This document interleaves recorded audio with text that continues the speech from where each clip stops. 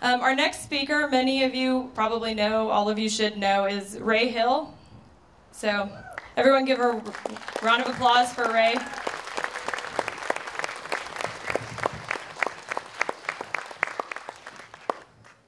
Excuse the peg leg. I stand before you as a widow. I've had over a 45-year sexually active, relationship-active lifespan. 7 wonderful men in my life. 4 subsequently died of AIDS. 2 were murdered. So the foibles of the struggle gay and lesbian people and transgendered people live with every day is a little more meaningful in that kind of experience. I only have one companion left, Patricio Domingo Bravo, an expatriate from Chile. I'm driving his car tonight, and he and Charlie and I spent all day yesterday celebrating the holidays together. We may no longer be companions, but we're still best friends. And may all of your relationships, if you move in and out of them, happen that way. Let me tell you what's going to happen in California. From my perspective, I'm not a lawyer. One of the great blessings of my life is that I am not a lawyer. But every time someone in a gay couple dies, the estate is going to be probated in a court so that you know who is the property heir and who takes care of making the decisions at taking care of the remains of the deceased, because in Texas and California, bodies are property themselves. And over scores and scores of times of doing that, a body of law will develop, and it'll be printed in law books. And those law books will have to be bought by lawyers, bought by counties, and put in public and private law libraries. And every time a couple decides, well, this wasn't such a good idea, and they decide to separate, if they are legally married, they will have to be legally divorced, and that will create more laws, more judges' decisions, more opinions. And over a period of a very few years, the weight of all of those pages and all of those law books will cry out that we can't have different standards for different people. We can only have one standard for the law to work in a society.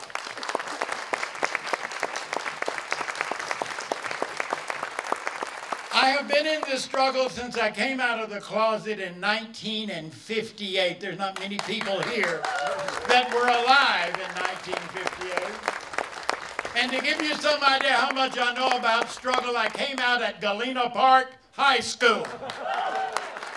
Of course, nobody made fun of me because I was also the quarterback of the football team and the biggest, meanest guy in school, and we beat Pasadena that year. So those people are still confused at whether I'm the embarrassing queer or the football hero they wish they had back. But it was a struggle then, and I hate to tell you, it is a struggle now. There's something about the nature of struggles. And I'm going to take this into an entirely different struggle. You know, in 1776, England did not get on a ship and come over and say, why don't you people try a little independence, it'll be good for you. That's not what happened. A handful of people met in, would you believe, taverns. The whole American Revolution was worked out over warm beer in taverns. They didn't even have ice. God, how did they make a movement out of that? And then they went to Independence Hall and they declared their independence. Wait a minute.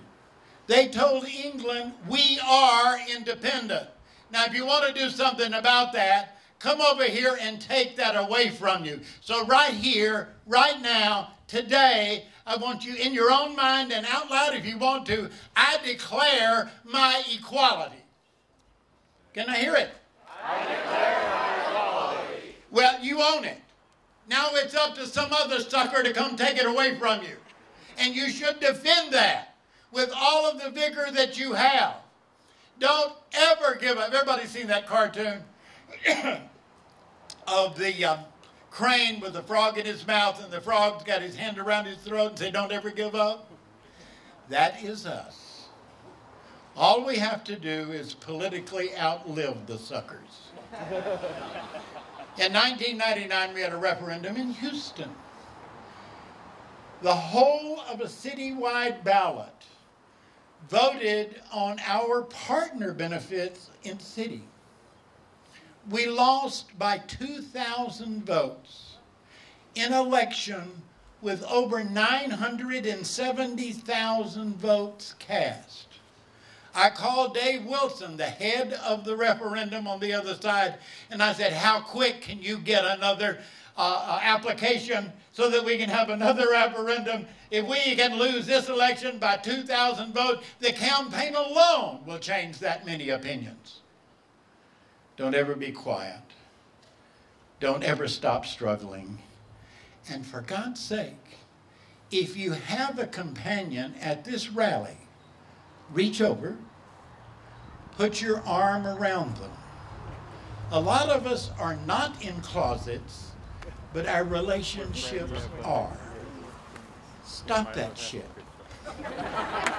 We cannot expect them to respect our relationships if we do not sow some pride in them. I love you.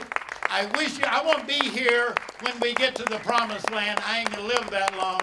But many of you will wake up one morning and say, what's this gay stuff all about? We're just like everybody else.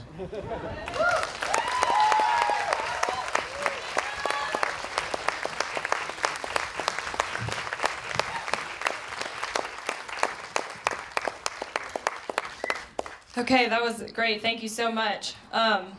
Many of you remember Ray's speech from our November protest. I was hearing about it for months after that, so we're glad to have him here today.